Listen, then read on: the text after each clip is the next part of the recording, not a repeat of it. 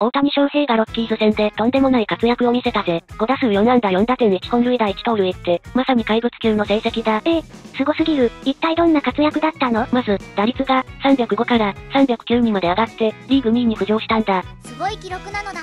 大谷選手は本当にすごいなのだ。さらに、57個目の盗塁を決め、日本人メジャーリーガーのシーズン最盗塁記録を更新したんだ。57個って、信じられないわ。それに、54号ホームランも打ったんでしょ？そうだな。これで、55まであと1本塁打になった。残り2試合で、まだ、三冠王も狙えるの？打率ハリーグトップのアラエス選手に5厘差まで迫ってるんだ。最後まで目が離せないな。大谷選手の活躍は本当にすごいわ。今後の試合も応援するわ。大谷翔平の活躍についてどう思ったか、コメントで教えてくれよな。チャンネル登録もよろしくな。